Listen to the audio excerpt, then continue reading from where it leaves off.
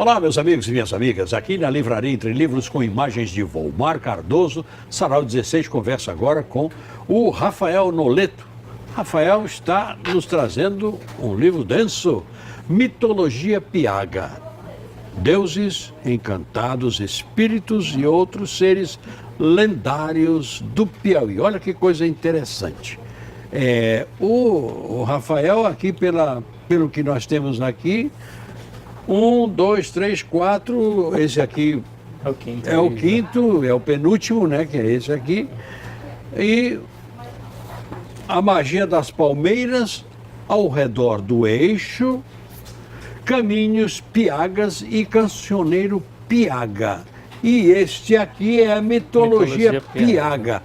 Então a primeira pergunta que eu vou fazer, depois que eu souber quem é você, Rafael, é sobre esse piaga. Onde foi que o Rafael nasceu?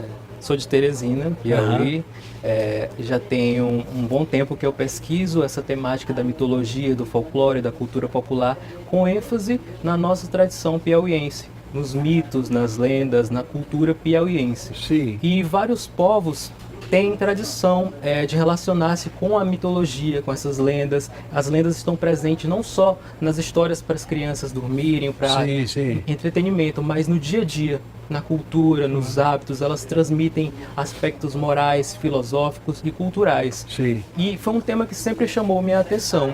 Eu enveredei, hoje eu sou jornalista, relações públicas, trabalho também com publicidade e na minha vida mais pessoal, religiosa, eu atuo como sacerdote do paganismo piaga, que é uma tradição religiosa nativa do Piauí. É uma tradição autóctone. Piaga. A palavra-chave, piaga, explique. A palavra piaga, ela foi usada por vários escritores, entre eles Gonçalves Dias, né, que usou também, Guimarães Rosa, também vários escritores utilizaram esse termo como referência aos povos indígenas brasileiros. Então, piaga seria um pajé, um sacerdote curador, um xamã, um propagador de fé. E como o Piauí era densamente povoado por povos indígenas, antes do período de colonização, então aqui alguns teóricos defendem que o nome Piauí seria nada mais que terra de piagas, terra habitada por pajés, curandeiros. Então, como esses povos ancestrais eram os piagas, o Piauí seria terra de piagas. Além da outra versão que diz que Piauí seria terra de peixe piau, temos também essa versão de que estamos aqui na terra de piagas, na terra de ancestrais. Então a espiritualidade, a cultura piaga é nada mais, nada menos que a cultura do Piauí, é a herança ancestral do povo piauiense e é isso que a gente busca resgatar através dessas obras. A gente se entender, entender a nossa identidade religiosa original, a nossa identidade mitológica, a nossa identidade cultural. Sim. Agora, entrando nessa área mitológica, né? A nossa mitologia indígena, não é? Ela é muito rica? Sim. Quando a gente Rafael, fala... Ela é pouco conhecida, não é isso? Pouco conhecida, demais. Quando a gente fala em mitologia grega, mitologia romana, você dá um status maior. Quando você vai falar sobre a mitologia brasileira ou piauiense especialmente, você diminui muito quando você trata esses mitos como apenas lendas ou histórias para a criança dormir, ou histórias infantis. Sem falar na baixa estima. Na baixa estima. Você diminui o significado e a importância que os mitos têm na formação cultural da identidade de um povo. Sim, claro. Né? Porque você fala mitologia europeia, mitologia romana, grega, nórdica, você tem filmes, produções culturais, e no Piauí você não sabe nem quais são os mitos, quais são as categorias. Então, o primeiro passo é a gente reconhecer que esses mitos existem, que são mitos, que não são historinhas. Tanto que a maior parte da literatura dedicada à pesquisa de folclore, ela é infantil. É um trabalho muito importante porque já planta aquela sementinha, mas a gente precisa trazer novas abordagens mais adultas. Esse livro ele traz uma abordagem mais adulta, né? Tanto que ele não é um livro aconselhado para crianças, porque traz inclusive algumas ilustrações bem mais explícitas. Sim, quebra alguns tabus em relação à parte de sexualidade, de imagem mesmo, né? Mostra de forma mais explícita as lendas e os mitos. Fala sobre questões de violência doméstica, violência contra a mulher, violência dos casais. Então, esses aspectos são aspectos de uma linguagem mais adulta. Certo. Então, que precisa ter um maior cuidado. Por isso Claro. ela tem essa censura. É uma abordagem um pouco necessária, porque até hoje não tinha sido feita uma abordagem desse tipo. E além dessa perspectiva, ela traz também uma visão de acordo com a abordagem religiosa Piaga, da espiritualidade Piaga, uma espiritualidade politeísta. Antes a gente teria que explicar o que é essa espiritualidade Piaga, Sim, né? sim. É uma espiritualidade pagã. Ao redor do mundo existem várias tradições que são denominadas tradições pagãs. Essa palavra pagã, ela vem do latim paganos, que significa pessoa do pagos, pessoa do campo, pessoa que mantém as tradições do lugar, Sim, do seu sei. campo de origem. Pois não. Então, os gregos, eles têm o paganismo grego, o helenismo, onde eles cultuam Zeus, Hera, Isso. Hércules. Os romanos têm o cultus deorum romanorum, os russos têm o Rodnoveri, os egípcios têm o quemetismo, e o Piauí tem o piaganismo, que é uma forma de paganismo nativo daqui. No paganismo a gente tem três características que conceituam uma tradição, uma religião ou uma cultura como pagã. Primeiro é a origem pré-cristã, anterior ao cristianismo, o culto aos ciclos da natureza, que a gente vai encontrar em todas, Sim, sim, sim. o culto sim. à ancestralidade e também o culto politeísta, que é o culto a várias figuras divinas, como se a energia divina ela pudesse ser observada sob diferentes perspectivas, diferentes olhares. Então, essa energia divina ela pode ter várias faces. Você pode observar ela sobre divindade da cachoeira, divindade dos rios, divindade das flores, das plantas.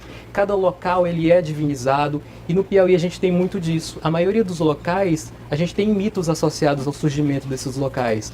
A exemplo da Lagoa do Portinho, a gente tem lá o mito da Macirajara, que seria Mito da Macirajara. Macirajara. Macirajara. Macirajara. É um mito de origem indígena Sim. que deu origem segundo o mito, as lágrimas de Macirajara deram origem à Lagoa do Portinho. E outro mito semelhante também de origem indígena é o da Miridã e o do Barba Ruiva, lá ao sul do Piauí, na Lagoa de Parnaguá, uma das maiores lagoas que hoje sofre bastante, né, com a seca, com o assoreamento, e que também tem uma origem mitológica para explicar o surgimento dessa lagoa. E assim como vários outros locais, a Cachoeira do Urubu e vários locais ao longo do Piauí. E o diferencial desse livro é porque ele surge a partir de uma pesquisa de mais de 10 anos em que eu passei por alguns desses locais, coletei relatos orais de norte a sul do Piauí. Então ele contempla o nosso território de uma forma mais ampla, né? Não se limita aqui à região metropolitana, mas vai desde o litoral até o sul. Em Uruçuí, por exemplo, a gente tem a finada Alice, que é uma alma bendita. A gente tem várias categorias de mitos. Quando a gente fala assim, os mitos piauienses, você imagina logo que são mitos de origem indígena. Sim. Mas ao contrário do que muitas pessoas pensam, como a gente é um povo muito miscigenado, a nossa origem não está só na raiz indígena. Hoje a gente tem a cultura negra, a cultura europeia, a cultura indígena. Então o piauiense de hoje, que é o que eu abordo, a mitologia de hoje, ela é uma junção de tudo isso que veio a formar o nosso povo. Claro. Então tem influência do catolicismo, tem influência das religiões de matriz afro, tem influência das religiões indígenas, e por isso esses mitos eu divido em algumas categorias. Tem os mitos de origem indígena, que é a mítica indígena. Tem os mitos que são chamados almas benditas, né, que já tem uma influência mais cristã. São aquelas almas, por exemplo, o finado Gregório, as almas que a gente vê às vezes na beira da estrada, a gente vai passando e tem o pessoal que acende vela, faz promessa. Isso em vários municípios do Piauí, de norte a sul, a gente encontra. E no Nordeste isso é muito forte, culto às almas benditas. E isso também é mitologia, é a mitologia que se faz presente na religiosidade popular. Então a gente tem várias almas benditas, vários santos, cada um deles é um mito do nosso Piauí. E que muitas vezes as pessoas passam despercebido, passam todo dia por um local, por exemplo, muita gente passa ali na beira do rio, na Marechal, e não sabe o que é aquele tanto de vela acesa, não sabe que é para o finado Gregório, não sabe a história dele. E é interessante porque isso faz parte da nossa identidade, são coisas que você comumente não encontra em outras regiões. Sim, eu fico pensando, Rafael, na sua luta também para resgatar todas essas coisas. Haja vista eu chamo de indiocídio que aconteceu aqui, né? Porque dizimaram mesmo, né? Acabaram, esse estado era cheio de tribos, Sim, né? com certeza, era densamente povoado, né? Assim, e foi aquela coisa, o índio nunca aceitou ser escravizado, né? Nunca ele aceitou, né? E dizimaram mesmo e tal, né? Aí fica, de repente, deve ter ficado um pouco mais difícil o resgate dessas tradições, dessas informações dessas lendas, dessas coisas todas, né? Bem dissipadas, assim.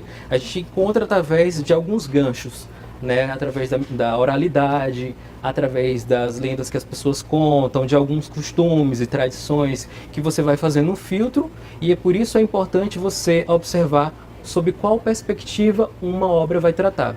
Por exemplo, se um padre for escrever sobre a mitologia, ele vai escrever sobre a ótica dele, da igreja. Sim, então sim. vai ser uma abordagem completamente diferente do que um folclorista, do que alguém que tem uma visão, por exemplo, pagã como a minha, né? Sei. Que eu já vou dar o caráter divinizado que essas figuras têm, Sim. que é uma coisa comum às tradições pagãs.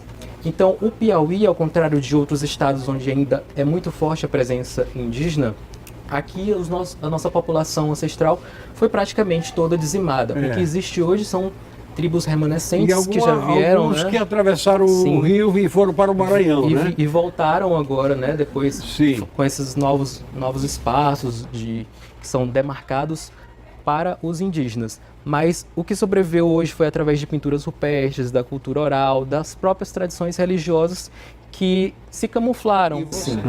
A natureza, logicamente, né, ela sempre vai estar presente. Né, porque eu fico assim, imaginando, Rafael, o homem de Neandertal vendo um cometa no céu, né? Ou o índio Tremembé, também da mesma forma, vê aquela... Os fenômenos, né? O que ele vai astrológicos, pensar daquilo, né? Que logicamente que vai ser uma divindade. E a gente tem muitos não é registros. isso? A gente tem muitos registros de fenômenos astrológicos nas nossas pinturas rupestres, né? Na Serra da Capivara, ali na região de Sete Cidades, a gente vê muitas estrelas, sol, lua, muitos símbolos. Inclusive a gente tem um monumento natural aqui que só existe aqui nessa região do Brasil, que é lá em Sete Cidades. No dia do solstício de inverno, tem uma fenda numa rocha. O sol fica alinhado unicamente nesse dia, do dia 21 de junho, se eu não me engano. E aí o sol passa por essa fenda e vai bater em uma outra pedra. E nessa pedra tem o círculo que marca exatamente onde a luz fica acoplada. Então é uma prova de que os nossos ancestrais, eles estavam mais conectados do que a gente pode imaginar, né? Eles sabiam exatamente os momentos que esses ciclos aconteciam e como aproveitar melhor cada estação. Certo. Mitologia Piaga, quanto tempo você... Porque o livro, 500 e tantas páginas, né? Se escreveu um bocado, né? Ele é todo ilustrado, e essa pesquisa toda sua, quanto tempo você levou para fazer esse livro, Rafael? Assim, ao longo de mais de 10 anos que eu já venho pesquisando, coletando alguns mitos, já para meu conhecimento, né, pessoal. Mas ele está fora do cancioneiro, ele está dos sonhos são obras e tudo. diferentes. Já são obras diferentes, É uma obra diferente. Cada um desses é uma abordagem, um tema. Sei, sim. Esse aqui é só sobre os mitos. Né? E ele fala a importância da mitologia, o que é a mitologia piaga, o que é piaga, o que seria essa identidade piaga, identidade religiosa e a importância da gente conhecer a nossa ancestralidade sagrada. Todos esses mitos, eles são um pedaço só da nossa ancestralidade sagrada, que envolve a nossa herança arqueológica, mitológica, cultural, ecológica, os nossos espaços que a gente precisa conhecer e preservar. Quando você não conhece algo, você não vai ter por que preservar. Então, é essencial que a gente conheça esses mitos para que a gente saiba qual é a relação deles com os locais, o sentido de preservar esses locais e nos apropriarmos dessa herança que é nossa. É nossa, né? Isso. A gente vê aí outros povos se apropriando de sua cultura e a gente nem conhece, muita gente nem conhece a cultura piauiense mitológica, especialmente, né? Então é essencial que as pessoas busquem, independente de questões religiosas, mas é importante a gente conhecer a mitologia. Saber de onde a gente veio, né? Quem somos com nós. certeza, né? É a nossa identidade, né? Claro. Perfeito. Parabéns pelo livro, Rafael. Ele está todo ilustrado, as ilustrações também. Sim. Tive o cuidado de fazer com base nas características, né, dos... São suas mesmo? São, todas são minhas. Tá bom. E eles trazem também os símbolos já inspirados nas pinturas rupestres também. Aí tem de todos, praticamente quase todos os municípios, né? De Certo. Pedro II, Teresina, Tá, Uruçuí, interessante, sim. Final da Alta Rosa. Alta Rosa aí, muita É. gente conhece, é devoto Eu estive dela, né? lá no túmulo dela, lá, né? Aí tem as orações também, Lá em reprodução de orações delas. Amarante, né? Tem a Finada de Amarante, tem em Barras também, tem. Muitas dessas cidades tem. Pois é, meus amigos e minhas amigas, Sarau 16 conversou com Rafael Noleto e está nos trazendo o seu penúltimo livro, Mitologia Piaga. Deuses, encantados, espíritos e outros seres lendários do Piauí. Sarau 16, ó para vocês. Bom, meus amigos e minhas amigas, infelizmente estamos chegando ao final de mais uma edição do seu Sarau 16, que eu juro que é feito com todo carinho, só para vocês. Como faço sempre, agradeço a equipe que me ajuda a fazê-lo, começando aqui pelos nossos estúdios, com Carlos Belo, nosso câmara Luiz Carlos, na supervisão de Marques Filho. O nosso câmara externo, Volmar Cardoso. O editor do programa, João Paulo Farias. Lá no Switcher nós temos o Amarantino e o Guilherme, diretor técnico da TV Assembleia, Fernando Cerqueira, diretor operacional Jairo Araújo, diretora-geral Cristiane Sequef, presidente da Assembleia Legislativa do Estado do Piauí, deputado Temístocles de Sampaio Pereira Filho. Obrigado pelo prestígio de sua audiência. Eu juro que é bom estar com vocês sempre. É bom estar com vocês. Eu vou, mas eu volto. Eu vou, mas eu volto. Eu vou, mas eu volto.